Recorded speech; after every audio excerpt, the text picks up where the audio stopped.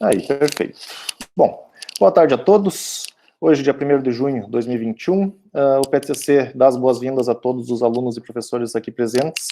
O objetivo desse evento, ele é uma PEC, é uma palestra extracurricular. Então, ao longo do semestre, ao longo do ano letivo, ao longo do curso de vocês, o objetivo é que, tendo professores ou pessoas que possam compartilhar com os alunos do curso conteúdos que sejam relevantes para a sua formação e principalmente conteúdos extracurriculares que vocês não vão ver obrigatoriamente em disciplinas, o PETCC, então, vai organizar esses eventos para que vocês possam ter acesso a essas informações de uma maneira mais direta com as pessoas que dominam os assuntos. E a primeira PEC do ano de 2021 é com a professora Juliana Visoto. Dou boa tarde a ela. Agradeço pela iniciativa, foi a própria professora que veio atrás do PET ofertando exatamente esse tipo de oportunidade.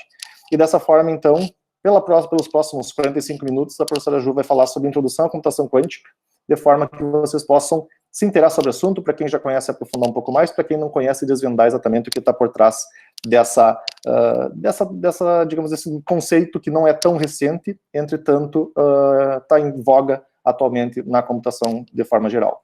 Então, Ju, te passo a palavra, te agradeço mais uma vez, seja bem-vindo. Então tá, muito obrigada. Primeiro eu agradeço muito, né, a oportunidade aqui, né, de estar junto com vocês do PET, o trabalho do Giovanni, né, que eu sei que é excelente aí junto com vocês, tá? Então, a ideia, né, e dou boas-vindas, né, a todos, né, um bom início de semestre, os calouros, né, e os que não são calouros também. Então, eu vou começar a compartilhar aqui com vocês.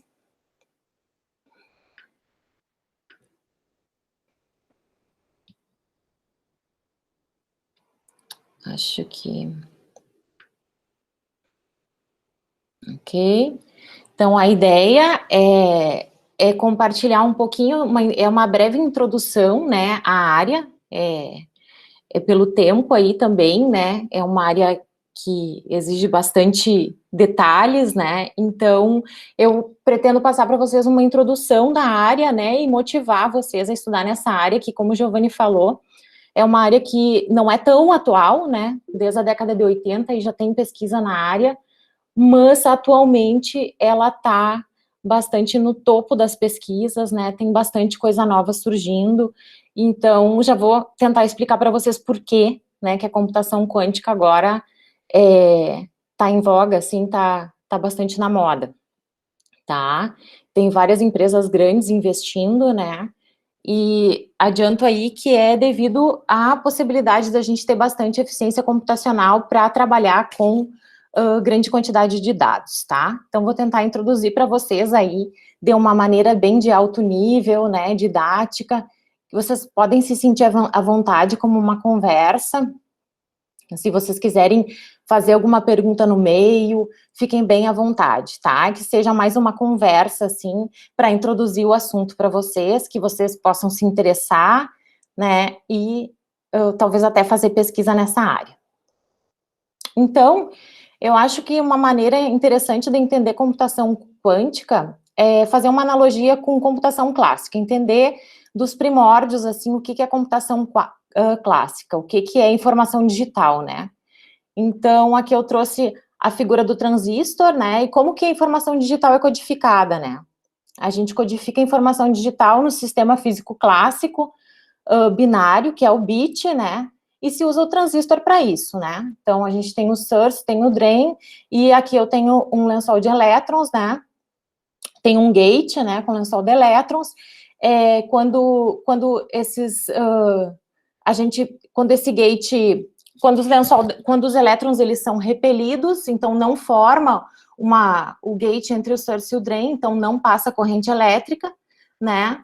E essa é a informação digital 0, né? E quando a gente tem o gate entre o source e o drain, então a gente tem a informação digital 1, né? Então, essa é a maneira como se codifica, né, em geral, informação digital, certo? Então, o que é a computação quântica, né? Computação quântica é codificar a informação usando um sistema físico quântico. E aí, o que é a física quântica, né? A física quântica é a física que explica o comportamento das estruturas na sua escala mais fundamental, né, que explica o comportamento das estruturas na escala atômica e subatômica. Então, é como se aqui, entre o source e o drain, o gate fosse formado por um único elétron, né? E, então, eu tenho um transistor muito pequeno, né? Eu tenho só um único elétron aqui. Só que a física que explica o comportamento dessas partículas em escala atômica é a física quântica. Então, eu tenho que levar em consideração as leis da física quântica, então, para processar a informação. Fazendo essa analogia, computação quântica, então, é codificar a informação usando um sistema físico quântico binário, que se chama o qubit, tá? Então, é um sistema físico quântico binário que se chama qubit.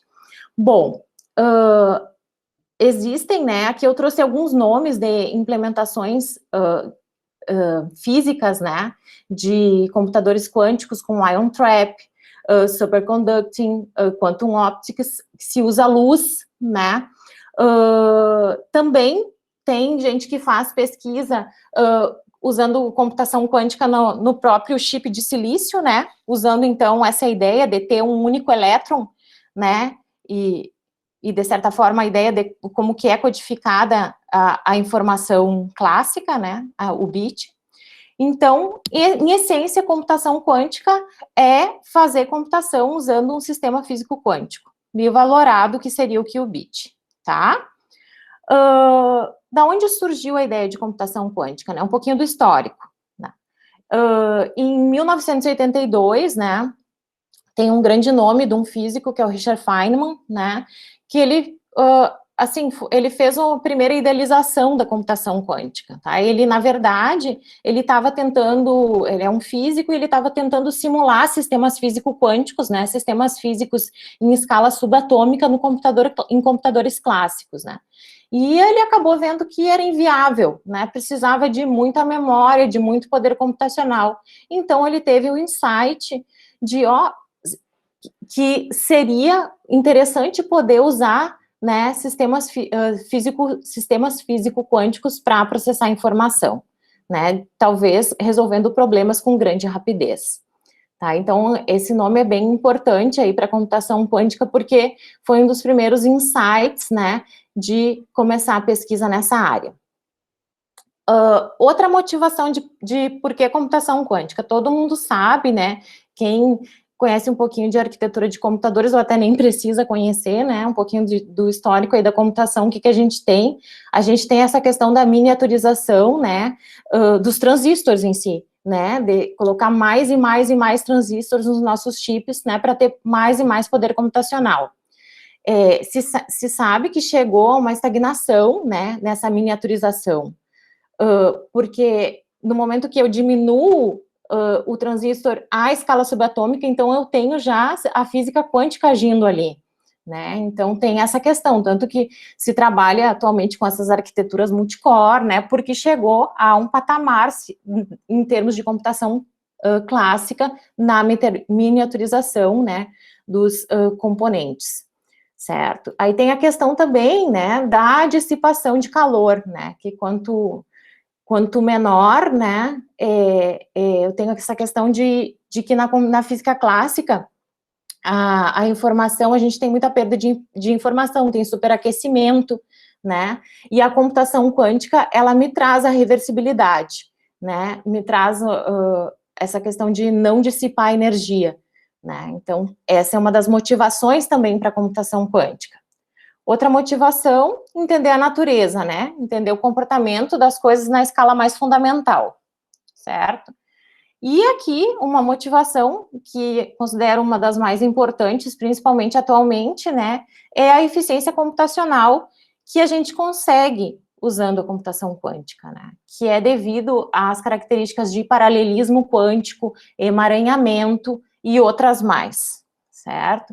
Então, aqui eu trouxe algumas motivações para vocês. Vou tentar explicar, assim, de maneira de alto nível, né, o que é essa ideia do paralelismo quântico, como que se tem um ganho de processamento, né, na computação quântica.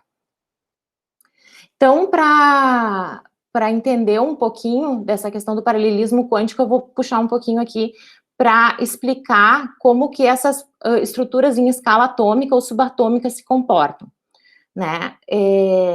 Tem a questão da dualidade onda-partícula, né? A física quântica, ela é estranha, ela é diferente do que a gente está acostumado a ver no mundo macroscópico, né? Ela foge um pouquinho da nossa intuição, né? Então, como que, por exemplo, o spin do elétron se comporta, como que o fóton se comporta, né? Então, tem uma característica bem importante, que é a dualidade onda-partícula, que ela é importante por quê? Ela é importante pela questão do paralelismo quântico. Então, por isso que eu vou tentar explicar aqui para vocês, né, um pouquinho dessa característica, porque ela é importante para entender essa motivação aí de usar a computação quântica. Então, eu trouxe aqui um experimento, né, que se usa para explicar essa questão da dualidade onda-partícula. Então, a ideia é tentar entender como que essas estruturas em escala subatômica se comportam. Um pouquinho como elas se comportam, não tudo, mas algumas características que elas têm, tá? Então, aqui eu trouxe um experimento que é chamado experimento das duas fendas, tá? É um experimento bem famoso, e o aparato do experimento é o seguinte: eu tenho uma origem de luz, né? Eu tenho uma parede com duas fendas, e eu tenho aqui uma placa detectora, tá? Então, aqui eu tenho uma placa detectora, eu tenho uma parede com duas fendas, e eu tenho uma fonte de luz, tá? Então, a ideia, o fóton, né, luz, se ele se comportar como partícula, o que a gente entende por partícula, né? Partícula pode ser vista como uma pequena bola, né, que se locomove no espaço, tem uma trajetória bem definida, e ela não se divide. Isso que eu entendo por partícula. A ideia desse experimento é tentar entender se o fóton é luz ou é partícula, né? Então, a física quântica é uma física moderna, né? Surgiu no início do século XX, né? Com várias pesquisas, grandes nomes da física da quântica. Einstein, né? Trabalhou bastante no desenvolvimento da física quântica. Então, só para contextualizar vocês, né? No início aí do século XX, tinha-se essa dúvida, né? A luz é onda, a luz é partícula. Começou a se ter... Por que começou a se estudar essas estruturas em escala minúscula, né? Porque se começou a ter tecnologia para isso.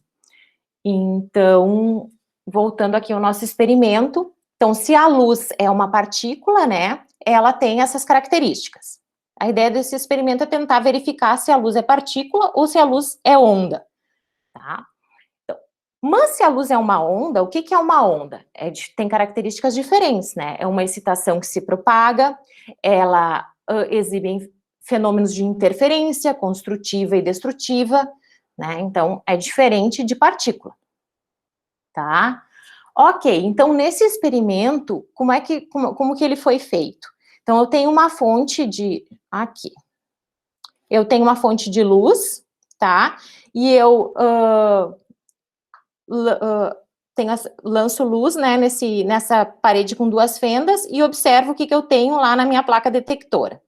Então, se eu enxergar que a luz incide na placa detectora em lugares pontuais, significa que a luz é partícula. Se eu enxergar na minha placa detectora um padrão de interferência, posso presumir que a luz é onda, tá? Então, nesse experimento, o que aconteceu?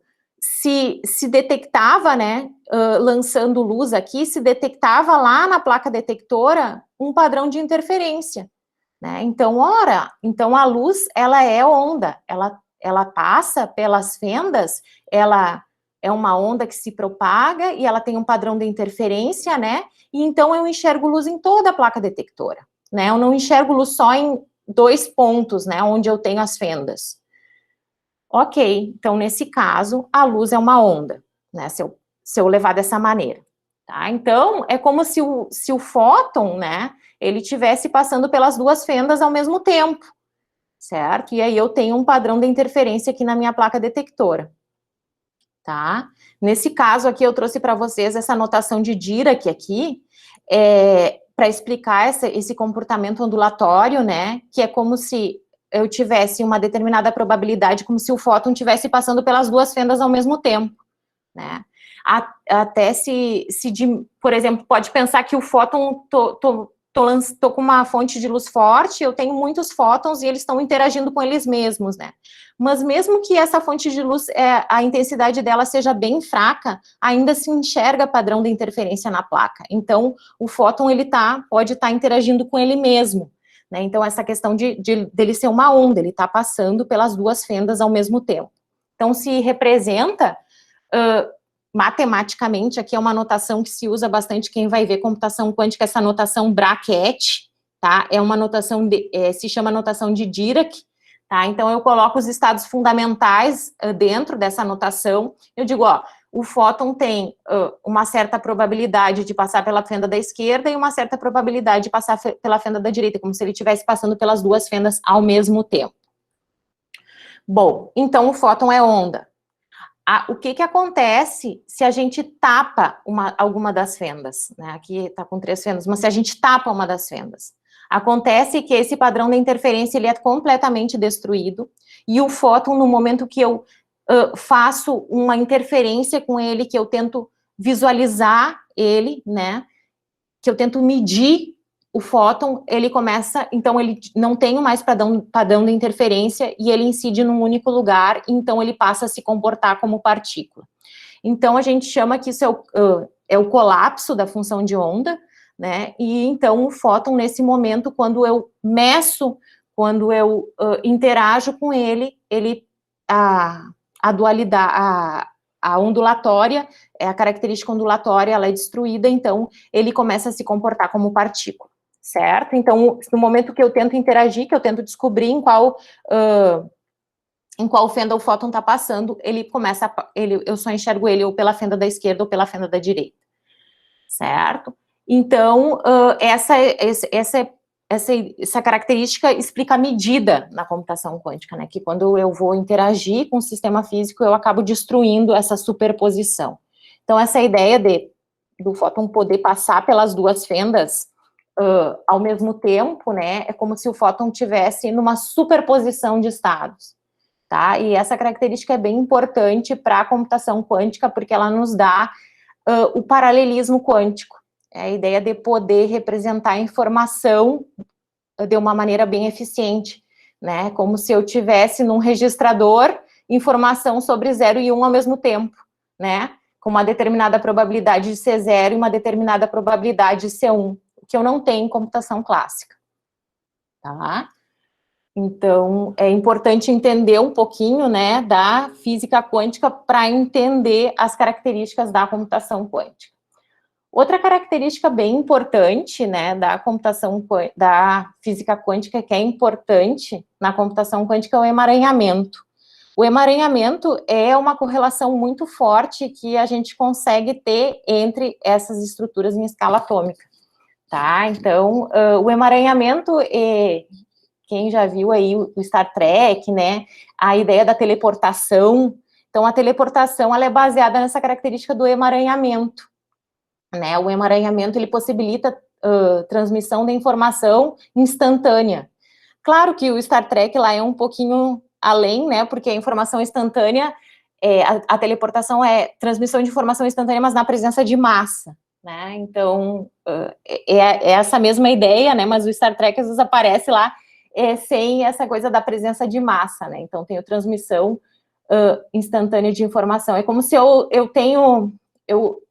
emaranho, né, eu coloco 2 fótons de uma maneira que se eu deixo um fóton aqui na Terra e levo outro fóton lá para Marte, né, e aí eu interajo com o fóton que está lá em Marte, instantaneamente eu sei aqui na Terra qual é o estado que ele está lá, certo? Então, essa é a ideia do emaranhamento, é uma transmissão instantânea de informação. Tá? É uma correlação muito forte que a gente pode criar entre essas estruturas, que é bem importante, então, para a computação quântica também. Então, computação quântica é fazer computação usando essas estruturas que têm essas características muito diferentes do que a gente é acostumado, né? Essas são algumas, e eu estou trazendo para vocês de uma maneira intuitiva, assim, né? tem que entender um pouco da matemática de que explica, né, o comportamento dessas estruturas também, tá? Então, aqui eu trouxe o bit clássico, né? Então, agora vamos entrar um pouquinho em computação quântica, tá? A gente sai ali da física e entra um pouquinho em computação. Então, aqui eu trouxe em analogia sempre, porque analogia com a computação clássica, acho que é mais fácil da gente entender, né? Computação quântica fazendo uma analogia com o que a gente já conhece, tá? Então, o bit clássico, né, ele pode estar no estado 0 ou no estado 1, tá? O bit quântico, ou qubit, ele é um vetor numa esfera tridimensional complexa, tá? É um vetor no espaço de Hilbert, tá? Com produto interno, então é um vetorzinho aqui dentro dessa esfera, de raio 1, tá? Ele pode assumir infinitas posições aqui dentro dessa esfera, certo? Então, só para trazer uma analogia com a quantidade de informação que eu consigo representar com o bit e a quantidade de informação que eu consigo representar com o qubit, tá? É infinitamente maior. Então, computação quântica, né, é fazer computação usando paralelismo quântico, usando emaranhamento, usando interferência, usando a medida, tá? Então, é fazer computação usando essas características. Na computação clássica, a gente pode verificar várias possibilidades diferentes rapidamente, uma após a outra. Já na computação quântica, a gente pode verificar várias possibilidades diferentes rapidamente em paralelo, né, devido ao paralelismo quântico. Tá? A gente pode usar na computação clássica N computadores para resolver um problema N vezes mais rápido. Tá? E na computação quântica a gente pode usar um qubit, né, que pode estar numa superposição de estados. Aqui eu trouxe para vocês, né, que quem vai olhar, quem já leu um pouquinho de computação quântica, até um artigo em revista, né, que não seja artigo, assim, técnico, científico, artigo mais informativo, né, e enxerga essa notação de Dirac, né. Essa aqui é uma maneira de representar o qubit, tá? Então, eu tenho os estados essenciais 0 e 1, né, os estados básicos, porque é em analogia com o bit, né, a maneira que a gente é acostumado a representar a informação digital. E aí o alfa e o beta são as amplitudes de probabilidade, que o módulo quadrado desses números nos dá uma probabilidade de, quando eu medir, encontrar o qubit ou no 0 ou no 1. Tá? Então, é uma maneira de, como se eu codifico no qubit a informação de 0 e 1 ao mesmo tempo, tá? Então, para aqui eu trouxe uma tabela para vocês terem ideia do quanto a gente consegue, é muito grande, né, a capacidade de representação de informação usando qubits, né? Então, se eu tenho um qubit, eu tenho como possibilidades 0 e 1, tenho 2 estados. Um registrador com 2 qubits, eu tenho 4 possibilidades, né? Eu tenho 4 estados. Um registrador com 3 qubits, eu tenho 8 possibilidades. Eu tenho 8 estados possíveis para representar. Com N qubits, né? Então, eu vou ter 2 na N estados, certo? Então, para trazer para vocês, né, que o poder de um computador quântico dobra toda vez que um qubit é adicionado, tá? Então, um computador quântico com 30 qubits, ele pode ser mais rápido que um supercomputador. Um computador quântico com 300 qubits equivale a trilhões de transistores. Tá? Então, a computação quântica é codificar a informação usando esses bits quânticos ou os qubits, tá? Que eles podem, então, estar nessa superposição de 0 e 1. Outra tabela aqui só para trazer uma analogia para vocês, né? Então, aqui eu tenho um qubit que tem uma amplitude de probabilidade, como se ele fosse o 0, né? Tem uma amplitude de probabilidade aqui não está normalizada, mas é a mesma coisa que o bit 0.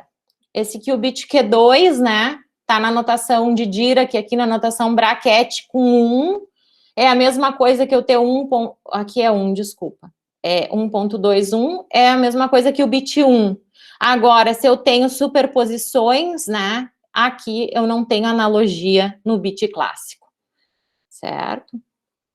Trazendo aqui para vocês também que essas amplitudes de probabilidade, elas podem ser números complexos, tá? Lembrando que o bit, então, ele é um vetor numa esfera tridimensional complexa, ele é um vetor num espaço de Hilbert, tá? O paralelismo quântico, tá? É uma característica fundamental de muitos algoritmos quânticos, tá? E, basicamente, o paralelismo quântico, ele possibilita a avaliação de funções, de uma função fx, para os valores diferentes de x simultaneamente, tá? Então, aqui eu trouxe um exemplo para vocês, uma versão bem simplificada de um algoritmo bem famoso, que é uma versão bem simplificada, esse algoritmo foi introduzido na década de 80, eu acho, mas para vocês terem uma ideia de como é que funciona o paralelismo quântico, tá? Então, existem 4 funções de booleanos para booleanos, tá? 4 funções. Então, eu posso ter uma F1, se eu tenho funções com domínio booleano e codomínio booleano, tá? Então, eu posso ter uma função F1, que ela é uma função constante, que para qualquer entrada, né, se o meu domínio booleano, a minha entrada pode ser false ou true, né, para qualquer entrada ela vai retornar false. Eu tenho uma outra F2, que também é constante, que para qualquer entrada, ela vai retornar true, tá? Eu tenho uma função F3, que é uma função balanceada, né, que é a função identidade, e eu tenho uma função F4, que é a função not, certo? Então, eu tenho essas 4 funções de booleano para booleano. O problema é, dada qualquer uma dessas funções, vocês têm que fazer um programa, um algoritmo que decide se ela é constante ou balanceada. Tá? Então, o algoritmo de vocês, o programa vai receber como entrada a função e ele vai retornar, ela é constante ou ela é balanceada, tá? Na solução clássica, a gente tem, aqui eu trouxe uma notação de linguagem funcional, né? Então, seria um lambda f, né, na notação do cálculo lambda, aqui lambda f, recebe essa função, e eu tenho que aplicar essa função a false, true e comparar o resultado. Essa é a única maneira. Então, classicamente, eu tenho que aplicar essa função 2 vezes. Eu tenho que aplicar a função f aos 2 argumentos para decidir se ela é constante ou balanceada. Então, classicamente, requer 2 chamadas da função f. Na solução quântica, requer somente uma chamada da função f com um argumento que é ambos verdadeiro e falso. Ou seja, eu posso passar para essa função, ao invés de passar true ou false, eu passo para a função uma superposição de true ou false. Então, a ideia é que no algoritmo de Deutsch, eu consigo, com uma única aplicação da função f, decidir, então, se ela é constante ou balanceada. Então, essa é a ideia do paralelismo quântico, de eu poder aplicar a função a todas as suas entradas de maneira simultânea, né? Então, isso me traz um ganho de poder computacional muito grande. Tá? Então, essa é a ideia do paralelismo quântico. Essa é uma maneira bem simples de explicar e que é usado em diversos algoritmos quânticos, né? Então, o ganho exponencial, assim, de poder computacional em diversos algoritmos é devido a essa característica, né, do paralelismo, de eu poder aplicar uma função a todas as suas entradas de maneira simultânea. Claro que isso não é tão simples como eu estou passando aqui para vocês, né? Requer... os algoritmos quânticos, eles têm outras coisas que a gente tem que fazer, além de só aplicar a função a todas as suas entradas, porque tem a questão da medida, né?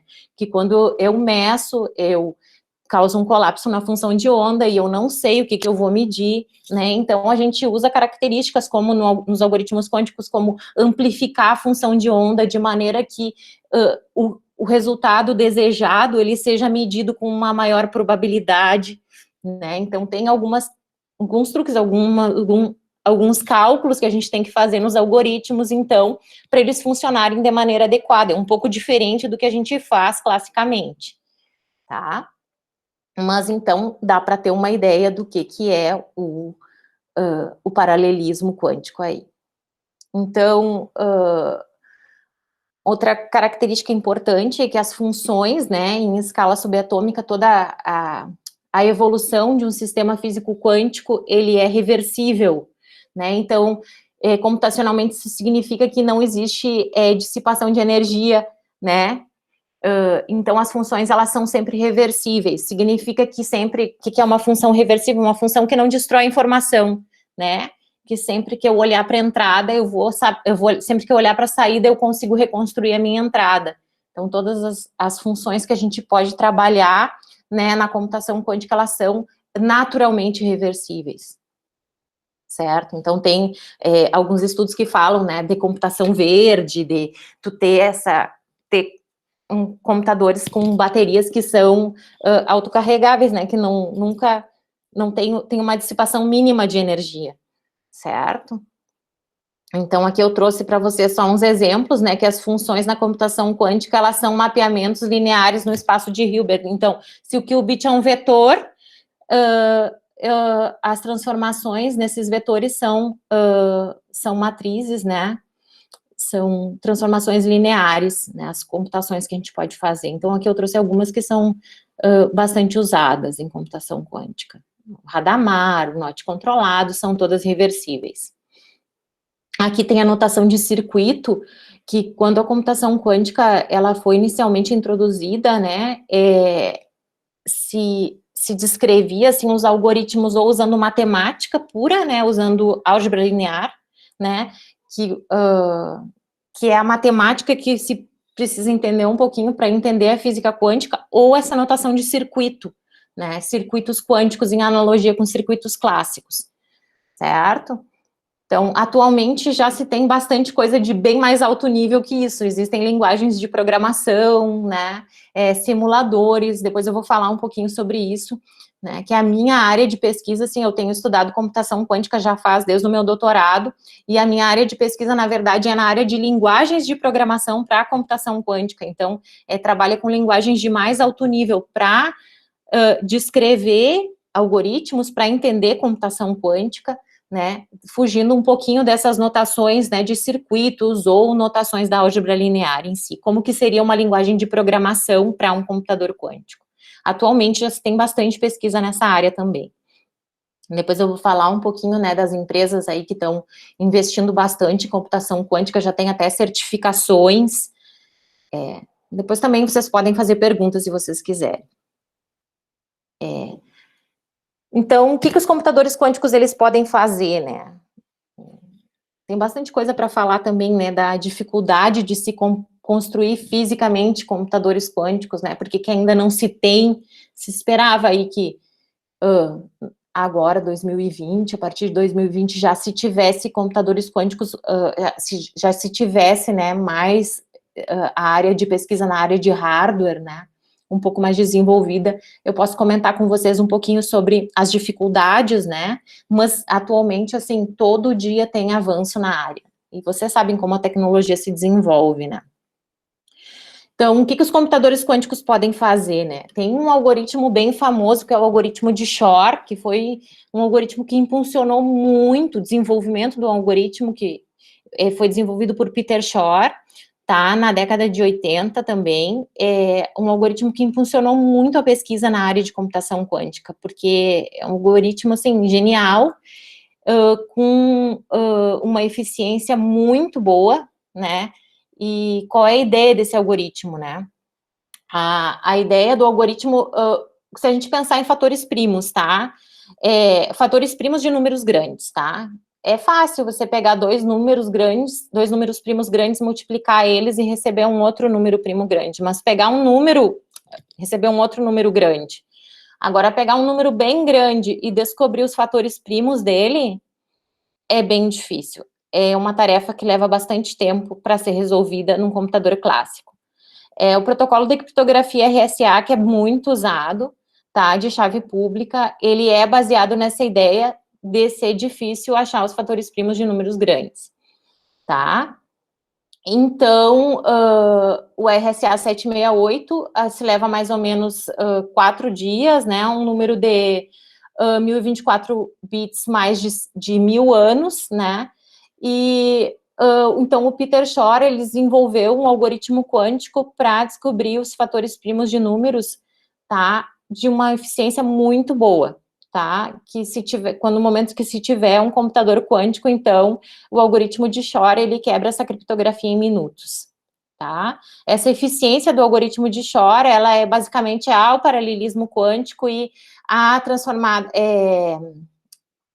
a transformada de Fourier quântica também, tá? Que é bem eficiente.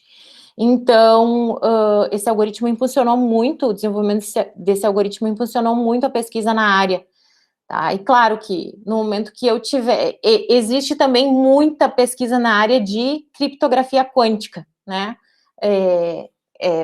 A criptografia quântica é uma área que está bem desenvolvida também, então, no momento que tiver o computador quântico, não dá mais para usar o RSA, mas aí dá para usar a área de criptografia quântica, que é uma área bem interessante também, tá? O que mais que os computadores quânticos podem fazer, né? Podem fazer modelagem em física, né? Simulações em química, busca em bancos de dados de maneira eficiente, aplicações de bioinformática, tá? E também uma área agora que, aí eu coloquei aí no título da palestra, né, os prospectos na área de inteligência artificial, é uma área que está bastante na moda aí de se usar a computação quântica, tá, para trabalhar com a grande quantidade de dados que se tem atualmente, né, está praticamente difícil de trabalhar classicamente com a quantidade de dados que se tem, né, na área de inteligência artificial, especificamente na área de machine learning, tá? Então, eu trouxe aí para vocês uns prospectos nessa área, o que o pessoal está estudando e está fazendo, tá? Então, a área de Quantum Machine Learning, tá? O que é... essa é uma área que tem bastante pesquisa atualmente, né? O pessoal todo dia sai artigo, o pessoal também está trabalhando com a parte de desenvolvimento de hardware para trabalhar só com Quantum Machine Learning, que seria usar só uma Mac-RAM, não precisa ser um computador quântico de propósito geral, tá? Que RAM seria uma memória quântica de acesso randômico, então é uma área que está bastante, assim, sendo desenvolvida atualmente, por isso que eu escolhi trazer para pontuar aqui para vocês, tá? Então, o que é machine learning, né? Não, em geral, eu não trabalhei nessa área ainda, tá? Não é uma área que eu até tô com um aluno, assim, um aluno que está iniciando pesquisa nessa área, mas ele não é aqui da universidade, é em colaboração com outro colega do ITA, e, enfim, o que é machine learning, tá? É descobrir padrões em dados, tá? Basicamente. Então, Quantum Machine Learning é como que os computadores quânticos podem encontrar padrões em dados que não podem ser encontrados classicamente, certo? Então, como que a mecânica quântica, né, a física quântica ajuda a encontrar padrões em dados, tá? Os sistemas quânticos, eles geram padrões que não podem ser gerados classicamente, né? Por exemplo, classicamente eu tenho 0 e 1, na computação quântica eu tenho superposições de 0 e 1. Isso são padrões que não são gerados classicamente. Os sistemas quânticos, eles também podem reconhecer padrões que não são reconhecidos classicamente, né? Eu tenho esses padrões aqui de superposição de estados, por exemplo, né? Ele consegue reconhecer que vai ser ou 0 ou vai ser 1, tá? Então, a mecânica quântica tem essa característica, então, de trabalhar com padrões que classicamente talvez não sejam reconhecidos, certo? Mas como que a mecânica quântica ajuda a encontrar padrões em dados, tá?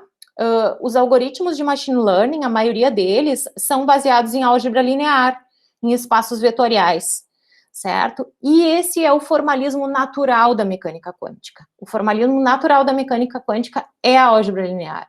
Então, por isso que se teve essa ideia, então, de se aplicar a computação quântica nessa área, né, de machine learning, devido à similaridade dos formalismos, tá, dos algoritmos. Então, aqui eu trouxe uma tabela para mostrar para vocês, né, em machine learning, se eu tenho estou representando informação, né, como vetores num espaço complexo, né, de cardinalidade n. Aqui, quanticamente, eu posso ter um vetor nesse espaço complexo. Então, se eu tenho uma complexidade O de n bits, quanticamente eu vou ter log n qubits, certo? Então, digamos que aqui n eu vou ter 10 na 12 bits, eu vou precisar de 40 qubits. Então, é para mostrar para vocês o poder de compressão no espaço de estados para representar a informação da computação quântica, tá? Então, a complexidade dos algoritmos, elas, na área de machine learning, das BLAS lá, das bibliotecas para álgebra linear, em geral, os algoritmos, eles têm complexidade polinomial em N, né? E, então, usando computação quântica aqui, a gente tem uma complexidade polinomial em log N, tá? Só para mostrar para vocês aqui, né? Essa aqui são as BLAS, significa as bibliotecas de álgebra linear, tá? E que BLAS, as bibliotecas para álgebra linear quântica. Então, aqui eu vou mostrar, vou destacar alguns algoritmos dessas bibliotecas e a complexidade deles. Aqui eu estou usando a notação O, que a notação de complexidade significa a eficiência do algoritmo, né? Eu estou dando um limite assintótico no número de instruções, né, que eu vou precisar executar para esse algoritmo, certo? Então, classicamente aqui, FFT, a transformada de Fourier, é uma complexidade n log n, né? Digamos, se eu tenho ali aquele 10 na 12, né, eu vou ter 10 na 14 passos aqui. E aqui eu vou ter 16 mil passos, porque a transformada de Fourier quântica é da ordem log n, é um polinomial em log n, tá? Log n ao quadrado, certo? Outro algoritmo que se usa bastante nas BLAS é encontrar eigenvectors e eigenvalues, né? Eu tenho uma ordem de complexidade n ao quadrado, esse n aqui é o tamanho da entrada, né? E aí essa função O aqui descreve como que essa entrada cresce, né? Como que essa função que descreve o tempo de execução do problema, esse O do n aqui, como que ele cresce, né? Então, ele cresce de ordem n ao quadrado. E em computação quântica, esses algoritmos são chamados de algoritmos de transformação de fase, tá? E a ordem deles é log n também, então são polinômios em log n. Algoritmos de inversão de matriz, que também são usados bastante, também tem complexidade n log n, n ao quadrado, tá? Aqui depende da matriz, né? Por isso que tem esses dois tipos aqui, depende de como que tá a matriz para inverter ela. Depende se a matriz é esparsa, depende de como que ela tá, né? Na dinâmica da mecânica quântica, né, a complexidade desses algoritmos são de ordem log n ao quadrado, tá? Então, só para mostrar para vocês que nas bibliotecas quânticas, então, esses aqui são algoritmos bem famosos, usados, né, nos algoritmos de machine learning, tá? E aí, então, a sacada foi que a gente consegue bastante eficiência, né, usando as versões quânticas desses algoritmos, tá?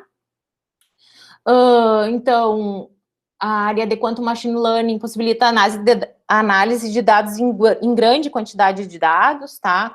O desafio maior no momento, assim, é mapear, né, esses vetores clássicos para vetores quânticos, né? Então, a gente precisa, no mínimo, uma memória quântica para mapear esses dados, tá?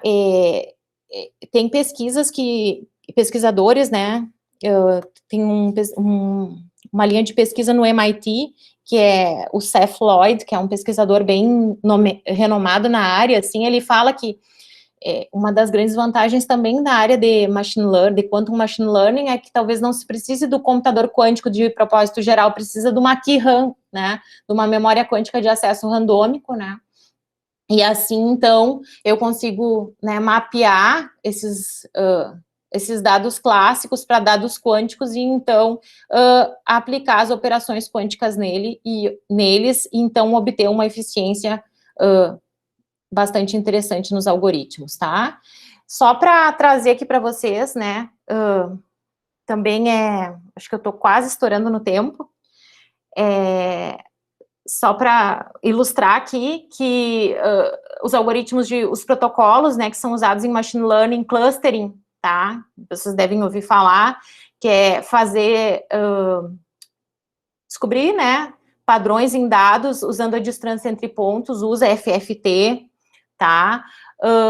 Support Vector Machines, que é separação de hiperplanos, tá? Usa inversão de matrizes, só para esses protocolos que são de machine learning, para vocês saberem onde aqueles algoritmos ali que eu coloquei na tabela, onde que eles se enquadram, né?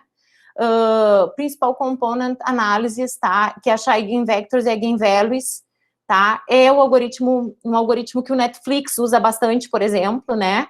Então, talvez tendo um algoritmo quântico aí para o Netflix, a gente possa ter recomendações de uma maneira bem mais rápida e eficiente, talvez, né? Ou ele também descubra relações mais interessantes para a gente. Então, outra área também, né, a área de Deep Learning, tá? Que essas redes, né, com muitas ligações, assim, que também se busca aplicar computação quântica, tá? Então, essa área de Quantum Machine Learning, a ideia de usar é reconhecer e gerar padrões, né, que não podem ser reconhecidos classicamente, né, tem essa característica de ser o formalismo natural da mecânica quântica, que é a álgebra linear, né, tem a ideia de se usar uma memória quântica de acesso randômico, que talvez seja uma tecnologia que esteja disponível nos próximos 5 anos, talvez sim, tá? Então, era isso, assim, que eu queria trazer para vocês, por enquanto, né, é só uma breve introdução, tanto à área de computação quântica, quanto a área de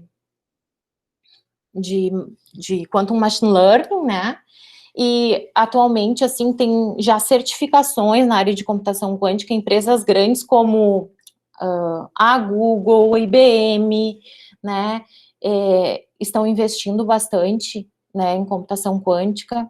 Então, se vocês acharem, a IBM tem um simulador online, assim, que a gente pode aprender e usar a computação quântica usando o computador quântico deles, né, então, a gente envia para o computador quântico os nossos algoritmos e a gente pode usar, o IBM Quantum Experience.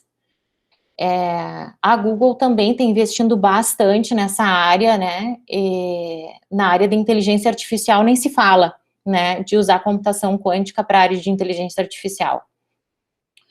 Então, é isso, assim, eu no meu doutorado eu trabalhei com desenvolvimento de linguagens de programação para computação quântica, né, e continuo fazendo pesquisa nessa área também.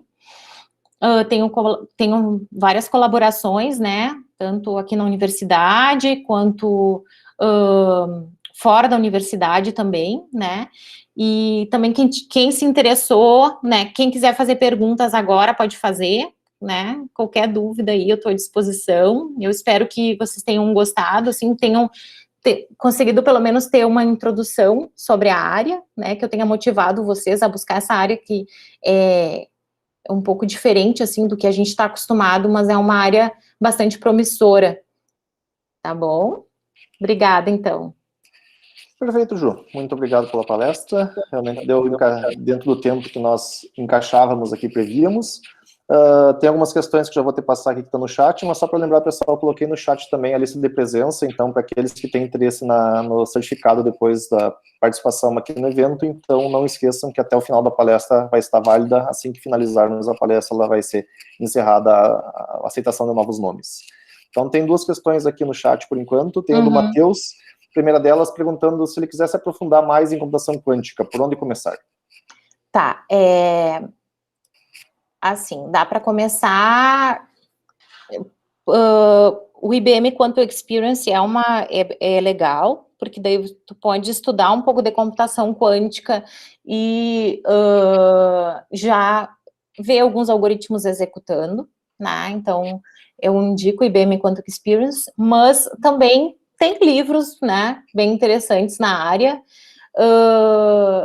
eu posso passar também, né, passar para vocês por e-mail os livros, né, tem livros, assim, que são livros um pouco mais pesados, com um pouco mais de notação matemática e formalismos matemáticos, mas já tem livros, assim, que são, por exemplo, Quantum Computing for Computer Scientists, que é explicando de uma maneira mais próxima do que a gente está acostumado, e não só, porque até um tempo atrás, né, computação quântica era uma área mais estudada na física, né, não tanto na computação, certo? Então, acho que livros, né, o livro do Nielsen Chuang é uma bíblia, tá? É um livro, o primeiro livro, assim, que eu, quando comecei a estudar computação quântica, comecei a estudar, mas ele é um livro que tem, inicialmente, um pouquinho de formalismo, tá? Mas tem o IBM Quantum Experience, que é legal também, eu recomendo, né? Tem, assim, dá uma zarpeada por lá. E também, se quiser entrar em contato, assim, comigo, pode só mandar e-mail,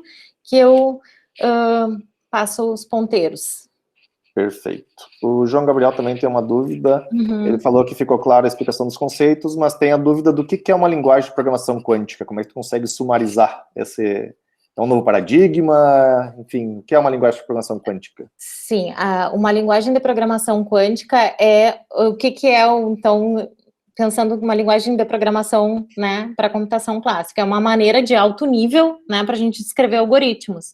Então, uma linguagem de programação quântica, as linguagens, elas são similares, em geral, com a ideia de trazer sintaxe parecida com as linguagens de programação clássica, né, mas trazer a ideia de poder manipular dado quântico e construções quânticas. Então, por exemplo, assim, eu trabalhei no meu doutorado com linguagem funcional para computação quântica, né, sempre trabalhei com Haskell, então eu desenvolvi lá uma biblioteca e desenvolvi uma linguagem, com uma semântica e uma sintaxe para trabalhar com computação quântica. Basicamente, assim, por exemplo, um if, né, trazendo assim um if. O if clássico a gente sabe que é uma ramificação na computação, né? Eu verifico ali, né, se a guarda do if é true ou false, e eu sigo um caminho. Então, o que seria um if quântico, por exemplo? Um if quântico, a guarda, ela pode estar em superposição e eu posso ter dois caminhos computacionais simultâneos, né? Então, essa é a ideia, então, de trabalhar com linguagem de programação para computação quântica, construções de alto nível para desenvolver algoritmo, para não precisar desenvolver algoritmo usando circuito, nem usando a notação de álgebra linear. Então, eu usar construções e estruturas de controle, que eu estou acostumado a usar, né? Quando eu programo, é assim que a gente programa, usando estruturas de controle de alto nível. Então, usar estruturas de controle de alto nível para desenvolver algoritmos quânticos, né? E aí que eu só dei uma dica, assim, de, por exemplo, um if quântico, o que seria, né? Uma estrutura de controle que na computação clássica ramifica a computação, e na computação quântica é como se eu tivesse dois caminhos de computação simultâneos, tá? Perfeito. Tem mais uma dúvida do Vitor sobre as matrizes. Cada componente de uma matriz seria uma superposição? Cada componente da matriz, assim, no vetor, sim, cada componente do vetor, né, eu tenho os estados básicos no vetor, né, e aí a matriz é uma transformação linear nesse vetor, né, o que faz cada componente básico do vetor, então, se transformar, certo? Então, na verdade, a superposição, né, a superposição é no vetor de estado, né. Daí, então, a matriz é a transformação linear nesse vetor de estado. O Vitor até complementou a dúvida dele ali no chat. Quando um dado quântico é convertido para um dado clássico, foi citado que após a normalização ele vira a probabilidade de ser 0,1. Isso não pode causar erros com um grande número de dados? Sim, na verdade, essa ideia de transformar dado clássico em dado quântico tem metodologia para fazer, né? E a área de erro em computação quântica, de correção de erro em computação quântica, não é bem por causa dessa tradução, né? De transformar representação de dado clássico, né, em dado quântico. A área de correção de erro é devido à decoerência, né, dos estados, aí é um pouco de física lá, porque quando tu tá fazendo computação quântica, tu tá manipulando, fisicamente, né, tu tá manipulando coisas que são muito pequenas, muito sensíveis, em que, então, estão muito suscetíveis à mudança de estado, à decoerência, então, por isso que a área de correção de erro quântico é uma área bem estudada. Agora eu fiz um ponteiro para outra coisa, né, mas aí a pergunta era se transformar dado clássico em dado quântico é suscetível a erro? Não, porque tem metodologia para fazer isso, certo? Perfeito. Como estamos chegando perto das 14h30, que é o horário habitual das aulas da tarde aqui na instituição, na FSM, se iniciam, então nós vamos fazer o encerramento. Eu deixei o contato da professora Ju aqui no chat, então vocês têm o e-mail dela, podem entrar em contato à vontade, que daí as explicações mais personalizadas, então, vão sendo enviadas para vocês. Juliana, te agradeço mais uma vez pela participação aqui. Eu que agradeço. Bastante interessante, ou seja, o objetivo desse evento, desse tipo de evento, é justamente trazer para os alunos uma coisa que eles não vão ver numa disciplina tradicional da computação, nenhuma disciplina obrigatória entra nesses conhecimentos de computação quântica. Então, para todos aqueles alunos, sejam ingressantes no curso, seja aqueles que já estão mais avançados, próximos das suas formaturas, por exemplo, acharam um conceito interessante que possam vir a ser talvez o seu TCC, algum projeto de pesquisa, ou mesmo futuramente uma dissertação de mestrado, ou mesmo tese de doutorado, então pelo menos já tem uma noção do que se trata a computação quântica, e a partir de agora é buscar exatamente essa complementação do conhecimento, né, como um projeto de pesquisa ou alguma coisa relacionada a isso na sua formação profissional.